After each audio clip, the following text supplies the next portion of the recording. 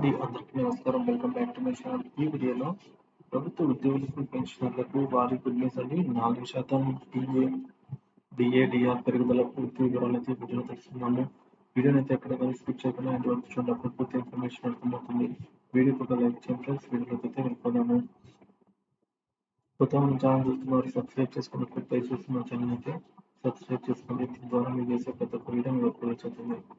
ఇక విషయానికి వచ్చినట్లయితే ప్రభుత్వ ఉద్యోగులకు త్వరలో బంపర్ బొనాంజా లభించే అవకాశం ఉన్నట్టుగా తెలుస్తుంది.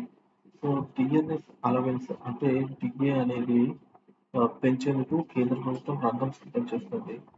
కనీసం 3% వరకు పెంచే యోచన ఉన్నట్టుగా సమాచారం అండి.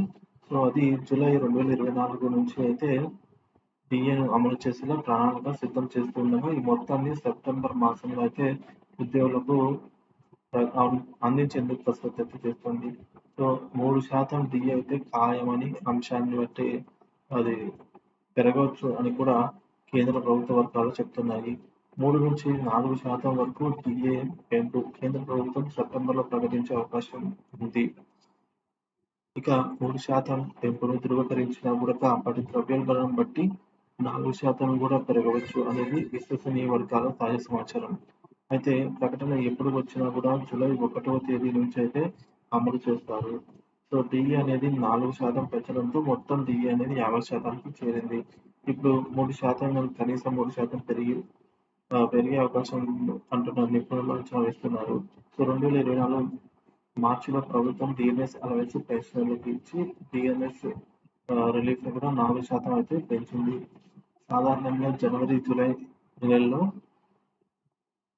సో ఎవ్రీ ఇయర్ జనవరి మరియు జూలై నెలల్లో అయితే డిఆర్లు సంవత్సరానికి 2 సార్లు సవరిస్తారు. సో దీంతో ఏపీ ప్రభుత్వ ఉద్యోగులకి కూడా మరియు ఉద్యోగులకు, పెన్షనర్లకి డిఏ లిస్టులో అయితే మరో 2 డిఏలు కలిసినట్లయితే అవుతుంది.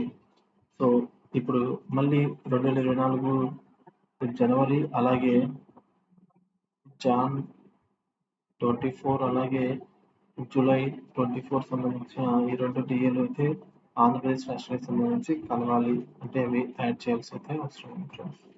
ఇది ఫ్రెండ్స్ ఇప్పటివరకు తాజా సమాచారం డిఏల గురించి. సో ఇలాంటి లేటెస్ట్ అప్డేట్స్ తీసుకోవాలంటే మన ఛానల్ అయితే తప్పకుండా సబ్స్క్రైబ్ చేసుకోండి. పక్కనే ఉన్న గంట సింబల్ అయితే యాక్టివేట్లో పెట్టుకోండి. Thank you for watching this video.